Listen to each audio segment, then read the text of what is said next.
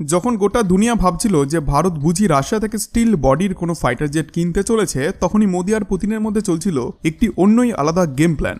ভারত এখন এমন এক ফ্লাইং ওভার মেশিন কিনতে চলেছে যার সামনে রাফাল, F-35 কিংবা চীনের J-20 পর্যন্ত বাচ্চার মতো লাগে। শিগগিরই ভারতের মাটিতে নামতে চলেছে সেই রাশিয়ান মহাযোদ্ধা জেট, যে কিনা দিল্লিতে বসেই বেজিং, ইসলামাবাদ এমনকি ইউরোপ পর্যন্ত শত্রুদের ঘুম কেড়ে নিতে পারে। এই জেটকে বলা হচ্ছে উড়ন্ত দুর্গ অর্থাৎ ফ্লাইং ফোর্ট্রেস।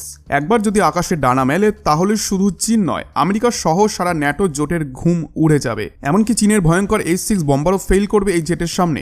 আজকের এই গল্প এক মহাবলীর, যার গর্জনে শত্রুপক্ষের রাজতন্ত্র পর্যন্ত কেঁপে ওঠে। এটা কোনো সাধারণ জেট না, বরং একটা এয়ারবোর্ন ফোর্ট্রেস, যেটা 40,000 কেজি এক্সপ্লোসিভ নিয়ে একটানা 12,000 কিলোমিটার উড়ে গিয়ে ধ্বংস নামাতে পারে। গতি, শক্তি আর রেঞ্জ সব দিক থেকেই এই প্লেন আধুনিক বিশ্বের যে কোনো ফাইটার জেটের থেকেও বহুগুণ এগিয়ে। এক কথায় বললে এটা এমন এক অস্ত্র যা যুদ্ধের নিয়মটাই চিরতরে বদলে দিতে পারে, আর ভারতকে এনে দিতে পারে সেই সুপার পাওয়ার স্ট্যাটাস যার কল্পনাও আজ পর্যন্ত কেউ করেনি। কিন্তু প্রশ্ন হলো, এই মহাবিনাশক প্লেনটা কি? এটা কিভাবে বিশ্বের পঞ্চম প্রজন্মের জেটগুলিকেও আউটডেটেড করে দেবে, আর কিভাবে এটা ভারতের মাথায় নতুন বিশ্বজয়ীর মুকুট পরাবে? চলুন আজকের এই ভিডিওতে ফাইটিং বিউটির কথা শুনে নিই। একটা প্লেন যাকে দেখে গোটা দুনিয়ার তাবৎ তাবর মিলিটারি চোখ ঢেকে রাখে ভয়। এটা হলো রাশিয়ার তৈরি টুপোলেভ Tu-160M, যাকে নাটো দেশগুলি ভয় পেয়ে ডাকে ব্ল্যাকজ্যাক নামে। এটা কোনো সাধারণ যুদ্ধবিমান নয়, এটা হলো এক স্ট্র্যাটেজিক বম্বার, যেটা দুর্গম অঞ্চলে ঢুকে পরমাণু বা কনভেনশনাল বোম্বার বৃষ্টি নামাতে পারে। এখন আপনি হয়তো ভাবছেন যে ভারতের তো রাফাল আর সুকোই Su-30 MKI এর মতো দুর্ধর্ষ ফাইটার জেট আছে, তার ওপর আমরা তো নিজেদের 5th generation stealth fighter AMCA প্রকল্পও কাজ করছি। তাহলে প্রশ্ন উঠছেই যে এই বিশাল ভারী আর আকাশ ছোঁয়া দামের স্ট্র্যাটেজিক বম্বারের দরকারটা হঠাৎ করে কেন পড়লো? এর উত্তর লুকিয়ে আছে আধুনিক সময়ের বদলে যাওয়া জিওপলিটিক্স আর 4 জুলাই 2025-এর সামনে আসা এক গোপন মিলিটারি অপারেশনের ভয়াবহ রিয়েলাইজেশনে। ওই দিন ভারতীয় সেনাবাহিনীর ডেপুটি চিফ এক বক্তব্যে প্রকাশ্যে আনেন অপারেশন সিন্দুর কথা। আর এই মিশন আমাদের ডিফেন্স থিঙ্ক ট্যাঙ্কে তীব্র সতর্কতা এনে দিয়েছে। মেসেজটা ক্লিয়ার যে আগামী যুদ্ধ শুধু সীমান্তে হবে না, যুদ্ধ হবে শত্রুর ভেতরে ঢুকে, তার ঘরের ভেতরে তার আত্মবিশ্বাস গুড়িয়ে দিয়ে। এই মিশনে ভারতীয় বায়ুসেনা নিজেদের স্কিল তো প্রমাণ করেছে, কিন্তু একটা জিনিস স্পষ্টভাবে ধরা পড়েছে, আমাদের কাছে একটা লং রেঞ্জ স্ট্র্যাটেজিক বম্বারের অভাব প্রবলভাবে রয়েছে। আমাদের দরকার এমন একটা বিমান যেটা একটানা হাজার হাজার কিলোমিটার উড়ে যেতে পারবে কোনো এয়ার রিফুয়েলিং ছাড়াই, এবং এনিমিকে অ্যাটাক করবে মেগা স্কেলের বোমারু আক্রমণ।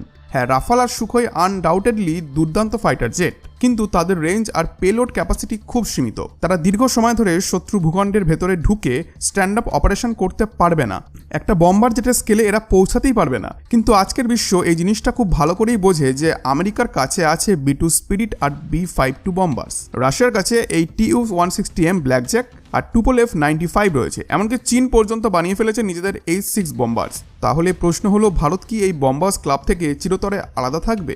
ভারত এখন শুধু নিজের সীমান্ত পাহারা দেওয়ার দেশ হয়ে থাকতে চায় না, ভারত হতে চায় এমন একটি শক্তি যে প্রয়োজনে দুনিয়ার যে কোনো প্রান্তে গিয়ে নিজের ইন্টারেস্টকে প্রোটেক্ট করতে পারবে। এই কারণেই AMCA প্রজেক্টে যেমন চলছে তেমনই চলছে এই ভয়ঙ্কর হোয়াইট সনকে ভারতের স্ট্র্যাটেজিক অ্যাসেট হিসেবে এন্ট্রি প্ল্যানিং। এই বম্বার জেট শুধু একটা ডিফেন্স প্রকিউরমেন্ট নয়, এটা হলো ভারতীয় সামরিক নীতির এক ঐতিহাসিক ও কৌশলগত মেটাফরসিসের প্রতীক। চলুন এবার এই সাদা রাজহাঁসের সেই ভয়ঙ্কর ক্ষমতাগুলির গভীরে যাই, যেগুলি একে বানায় দুনিয়ার সব থেকে বিধ্বংসী স্ট্র্যাটেজিক ফ্লাইং কিলার। প্রথমেই বলি যে এর রেঞ্জ বা পৌঁছানোর ক্ষমতা নিয়ে। Tu-160M এর কম্ব্যাট রেঞ্জ হলো প্রায় 12,000 কিলোমিটার। সোজা কথায় বললে, যদি এই প্লেন ভারত থেকে উড়ে যায় তাহলে চীন, পাকিস্তান, গোটা মধ্যপ্রাচ্য, ইউরোপের অর্ধেক এবং আফ্রিকার অনেকটা অংশ, এমনকি অস্ট্রেলিয়া পর্যন্ত হালকা চালিয়ে এয়ার রিফুয়েলিং ছাড়াই আবার ফিরতেও পারবে। এর মানে কি দাঁড়ায়? যে ভারতের হাত আজ শুধু পাশের দেশের ঘাড়ে নয়, ভারতের ইন্টারকন্টিনেন্টাল স্ট্রাইক রেঞ্জ এখন সত্যি হতে চলেছে। কোনো শত্রু এখন আর ভাবতেও পারবে না যে ভারতের ভাতের বাইরে সে আছে। এবার আসি সব থেকে ভয়ঙ্কর দিক, এর পেলোড ক্যাপাসিটি। Tu-160M বহন করতে পারে প্রায় 40 টন বিস্ফোরক ও মিসাইল। আপনার বুঝতে সুবিধা হবে যদি বলি যে একটা রাফাল ফাইটার জেটের ওজন নিজেই 10 টনের মতো, আর F-35 এর ওজন প্রায় 13 টন। আর এই Tu-160M একাই রাফাল আর F-35 মিলিয়ে যা বহন করতে পারে তার থেকেও বেশি বোমা নিয়ে উড়ে যেতে পারে। এখন ভাবুন তো, একটা মাত্র উড়ানে যদি 40 টন বোমা ফেলা হয়, এর মানে কি দাঁড়াবে? পুরো শহর উড়ে যেতে পারে। শত্রুর বড় বড় military base, nuclear reactor, high security bunker সবকিছু একসঙ্গে ডিস্ট্রয় হয়ে যাবে। এটা কোনো সাধারণ জেট নয়, এটা একদম ফ্লাইং ডিস্ট্রাকটিভ সিস্টেম, একটি উড়ন্ত ধ্বংসের প্রতীক। আর এই ধ্বংস শুধু কনভেনশনাল বোমায় সীমাবদ্ধ নয়, TU-160M নিউক্লিয়ার বোমা বহন করতেও সক্ষম। এটা ভারতের নিউক্লিয়ার ট্রায়াডের অর্থাৎ ভূমি, জল আর আকাশ এই 3 দিক থেকে পারমাণবিক আক্রমণের শক্তিকে নিয়ে যাবে এক অভাবনীয় উচ্চতায়। আগে ভারত পারমাণবিক হামলার জন্য শুধু ফাইটার জেটের উপর নির্ভর করত, কিন্তু TU-160M আসার পর ভারতের হাতে থাকবে একটি dedicated airborne nuclear deterrence system, যার মানসিক ভয়ই এত বেশি হবে যে শত্রুপক্ষ ভারতের দিকে চোখ তুলে দেখার আগে হাজারবার ভাববে। আর এই সবকিছু সুপারসনিক স্পিডে ঘটে। TU-160M উঠতে পারে ঘন্টায় 2200 কিলোমিটার গতিতে, যা শব্দের থেকেও দুগুণ বেশি গতিসম্পন্ন। এই মুহূর্তে এটি বিশ্বের সবথেকে ভারী ও দ্রুততম বোম্বার, মানে যে শত্রুপক্ষ বুঝে ওঠার আগেই এই হোয়াইট সোয়ান তাদের আকাশে হাজির হয়ে যাবে। আর যেই না তারা তাদের ফাইটার জেট পাঠাবে, ততক্ষণে TU-160M আক্রমণ শেষ করে নিরাপদ রেঞ্জের বাইরে চলেও যাবে। এটাকেই বলে স্পিড, রেঞ্জ আর পাওয়ারের ডেডলি কম্বিনেশন, যা TU-160M-কে বানিয়ে তোলে এক অপরাজেয় আকাশ মহাবলী। যদি আপনি মনে করেন যে TU-160M-এর শক্তি এখানেই শেষ, তাহলে আপনি বড় ভুল করছেন। আসল চমক তো এখন শুরু হলো। ভারত শুধু এই রাশিয়ান হোয়াইট সোয়ানের বোম্বারটা কিনছে না, ভারত এই দৈত্যের ভেতরে ভারতীয় আত্মা ঢুকিয়ে দিয়েছে। আর সেই আত্মা হলো বিশ্বের সবথেকে দ্রুত গতির সুপারসনিক ক্রুজ মিসাইল ব্রাহ্মোস। হ্যাঁ, আপনি একদম ঠিক শুনেছেন। TU-160M-এ ব্রাহ্মোস মিসাইল লাগানোর পরিকল্পনা এখন বাস্তবে রূপ নিচ্ছে। এখন একটু ভাবুন এই ভয়ঙ্কর কম্বিনেশনটা কেমন হবে। একদিকে আছে TU-160M, যা 12,000 কিলোমিটার পর্যন্ত একটানা উঠতে পারে। আরেকদিকে আছে ব্রাহ্মোস, যা শব্দের গতির 3 গুণ স্পিডের শত্রুকে গিয়ে আঘাত হানতে পারে। এর মানে ভারতীয় TU-160M শত্রু দেশের সীমা থেকে হাজার হাজার কিলোমিটার দূরে আন্তর্জাতিক আকাশসীমা থেকেই ব্রাহ্মোস লঞ্চ করে দিতে পারবে। আর এই ব্রাহ্মোস এতটাই দ্রুত টার্গেটের দিকে ধেয়ে আসবে যে বিশ্বের কোনো এয়ার ডিফেন্স সিস্টেমই তাকে আটকাবার সময় পর্যন্ত পাবে না, যা একেবারে স্ট্যান্ড অফ স্ট্রাইক ক্যাপাবিলিটি, যেখানে না পাইলট ঝুঁকিতে পড়বে না বিমান। এই কম্বো 160M-কে শুধু বম্বার নয়, বদলে দিচ্ছে একটি স্টিল কোটের নিউক্লিয়ার ক্রুজ মিসাইল ক্যারিয়ারে। এমন শক্তিশালী সমন্বয় আমেরিকার কাছেও নেই। এটা হবে ভারতের নিজস্ব গেম চেঞ্জার সিস্টেম। এটা শুধু আকাশ থেকে হামলার নয়, একেবারে মনস্তাত্ত্বিক যুদ্ধের নতুন মডেল হয়ে দাঁড়াবে। আর এই গল্প এখানেই শেষ নয়। DRDO, ভারতের নিজস্ব defence research and development organisation, এখন এমন এক AI বেসড নেভিগেশন ও রুট প্ল্যানিং সিস্টেম বানাচ্ছে যেটা TU-160M-এর মধ্যে একেবারে ইন্টিগ্রেট করা যাবে। এই AI সিস্টেম ফ্লাইট চলাকালীন রিয়েল টাইমে বিশ্লেষণ করবে, শত্রু র্যাডার সিগন্যালকে ইলেকট্রনিক জ্যামিং চেষ্টা করা হলে সেটাও ডিটেক্ট করবে, আর নিরাপদতম করিডোর কোনটা সেটাও ডিটেক্ট করবে। মানে শত্রু যতই ইলেকট্রনিক ওয়ারফেয়ার করুক না কেন, ভারতের এই হোয়াইট সোয়ান সকল ভাত ভেঙে নিজেই পথ খুঁজে নেবে। শুধু তাই নয়, ভারত নিজেরাই এখন এক মিসাইল ভিত্তিক বাংকার বাস্টার সিস্টেম বানাচ্ছে। এই লক্ষ্যে অগ্নি-5 ইন্টারকন্টিনেন্টাল ব্যালিস্টিক মিসাইলকে মডিফাই করার কাজও শুরু হয়েছে, যেটি আমি প্রিভিয়াস ভিডিওতেই আলোচনা করেছি। অর্থাৎ ভারত সমস্ত দিক থেকে নিজেকে এক অপ্রতিরোধ্য শক্তিতে পরিণত করছে।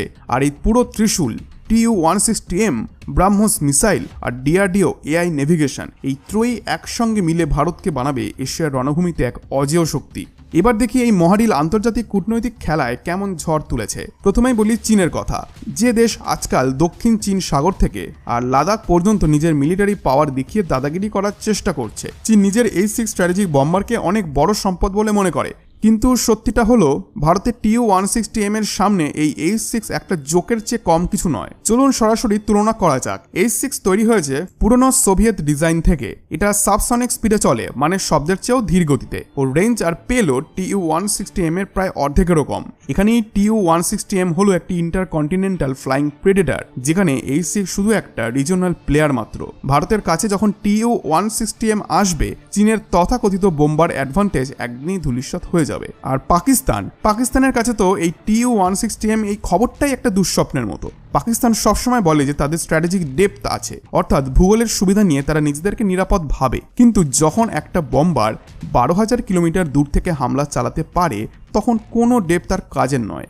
একটা মাত্র TU-160M যদি ব্রাহ্মোস মিসাইল নিয়ে যায়, তাহলে এই একটা ফ্লাইটেই পাকিস্তানের সব বড় শহর, সব মিলিটারি ঘাঁটি, এমনকি নিউক্লিয়ার ফ্যাসিলিটি পর্যন্ত টার্গেট করে উড়িয়ে দিতে পারবে। এতে পাকিস্তানের পুরো ডিফেন্স ইকোসিস্টেমটাই ভেঙে পড়বে। আর সবথেকে গুরুত্বপূর্ণ, এটা একটা মনস্তাত্ত্বিক চাপ তৈরি করবে, যার থেকে পাকিস্তান মানসিকভাবে বেরোতেই পারবে না। তবে শুধু চীন পাকিস্তান নয়, এই ডিলের প্রতিধ্বনি পৌঁছেছে আমেরিকা ও নাটো দেশগুলির কানেও। কারণ তারা দেখতে পাচ্ছে ভারত এখন শুধুই পশ্চিমী দেশগুলির কাছে অস্ত্র কিনছে না, ভারত এখন রাশিয়ার সঙ্গে কাঁধে কাঁধ মিলিয়ে স্ট্র্যাটেজিক পার্টনার হয়ে উঠেছে। কিছু রিপোর্টে দাবি করা হয়েছে ভারত শুধু TU-160M কিনবে না, বরং রাশিয়ার সঙ্গে জয়েন্ট প্রোডাকশন আর টেকনোলজি ট্রান্সফার নিয়েও আলোচনা চলছে। যদি ভারতের HAL এর ইঞ্জিনিয়াররা রাশিয়ার কাজান প্ল্যান্টে গিয়ে TU-160M এর প্রোডাকশনে অংশ নেয়, তাহলে এটা হবে ভারতের জন্য একটি ঐতিহাসিক টেকনোলজি জাম্প। এতে ভারত শুধু আত্মনির্ভর হবে না, বরং গোটা বিশ্বের সামনে এক স্ট্র্যাটেজিক এরোস্পেস পাওয়ার হিসেবে নিজেকে প্রতিষ্ঠা করতে পারবে। কিন্তু এই মহাপথ একেবারে সোজা নয়, প্রতিটা বড় জয়ের পেছনে থাকে বড় চ্যালেঞ্জ। এভাবেই TU-160M কে ঘিরে ভারতের সামনে দাঁড়িয়ে আছে কিছু গুরুতর বাধাও। দেখুন, প্রথম আর সবথেকে বড় চ্যালেঞ্জ হলো যে রাশিয়ার নিজস্ব উৎপাদন ক্ষমতা। ইউক্রেন যুদ্ধ বহুদিন ধরে চলায় রাশিয়ার প্রতিরক্ষা শিল্পের ওপর মারাত্মক চাপ পড়েছে। অনেক ফ্যাক্টরি এখন ডে টু ডে যুদ্ধের চাহিদা মেটাতে ব্যস্ত। কিছুদিন আগেই ইউক্রেন রাশিয়ার এক এয়ারবেসে হামলা চালিয়ে বহু বম্বার জেটকে নষ্ট করে দেয়, যার প্রভাব TU-160M এর ওপরেও পড়ে। এর ফলে নতুন TU-160M তৈরি দীর্ঘসূত্রতায় পড়েছে, আর সেই অনুযায়ী ভারতের প্রাপ্য ডেলিভারিতেও অনেকটা দেরি হতে পারে। দ্বিতীয় বাড়া হচ্ছে এর খরচ বিশাল। এর দাম প্রতি ইউনিটে প্রায় $500 মিলিয়ন, মানে মোর দ্যান 4000 কোটি টাকারও বেশি। শুধু কিনলেই হবে না, এই জটিল প্লেনের রক্ষণাবেক্ষণ এবং অপারেশন খরচ একটা সাধারণ ফাইটার জেটের থেকে অনেক গুণ বেশি। ভারতের দরকার হবে বিশেষ ইনফ্রাস্ট্রাকচার, একটা লং টার্ম বাজেট প্ল্যানিং। কিন্তু ভারত এই বাধাগুলিকে সমস্যা নয়, বরং একটা প্রক্রিয়ার অংশ হিসেবেই দেখছে। পর্দার আড়ালে কূটনৈতিক স্তরে সমাধানের পথ খোঁজা চলছে, আর ভারত এটাও জানে একটাই অস্ত্রের ওপর ভরসা করাটা বুদ্ধিমানের কাজ নয়। তাই একদিকে যেখানে চলছে TU-160M এর দিকে আলোচনা, অন্যদিকে ভারত তৈরি করছে নিজস্ব 5th generation fighter jet AMCA। সরকারের পক্ষ থেকে এই প্রজেক্টে 15,000 কোটি টাকার প্রাথমিক বাজেটও ছাড় করা হয়েছে, যার মানে ভারত এখন মাল্টি লেয়ার্ড স্ট্র্যাটেজিতে এগোচ্ছে। ফাইটার জেটগুলি ট্যাকটিক্যাল ভূমিকা পালন করবে, আর বম্বারগুলি স্ট্র্যাটেজিক স্ট্রাইক কেরিয়ার হিসেবে দাঁড়াবে। এই ভারসাম্যপূর্ণ শক্তির ছকই ভারতীয় বায়ুসেনাকে বানাবে প্রায় অজেয়। তবে কিছু প্রশ্ন তো এখনও থেকে যায়। বর্তমান পরিস্থিতিতে কি রাশিয়ার সময় মতো ভারতকে এর ডেলিভারি দিতে পারবে? এই চুক্তির পেছনে কি আরও কোনো গোপন শর্ত আছে যা আমরা এখনও জানি না? আর TU-160M আসার পর ভারতের নিজস্ব AMCA প্রজেক্টের ভবিষ্যৎ কি থেমে যাবে, নাকি এই দুই প্ল্যাটফর্ম একসঙ্গে ভারতকে করে তুলবে দুনিয়ার সামরিক নতুন সিংহ? এখন এই বিষয়ে আপনি কি মনে করেন? আপনাদের মতামত জানাটা অত্যন্ত জরুরি আমার কাছে, তাই অবশ্যই কমেন্টে জানান আপনার মতামত। আর বন্ধুরা, ভিডিওটি ভালো লেগে থাকলে ভিডিওটিতে একটি লাইক করে চ্যানেলটিকে এখনই সাবস্ক্রাইব করে নিন, কারণ এই ধরনের ভিডিও আমরা প্রত্যেকদিন এনে থাকি। ধন্যবাদ।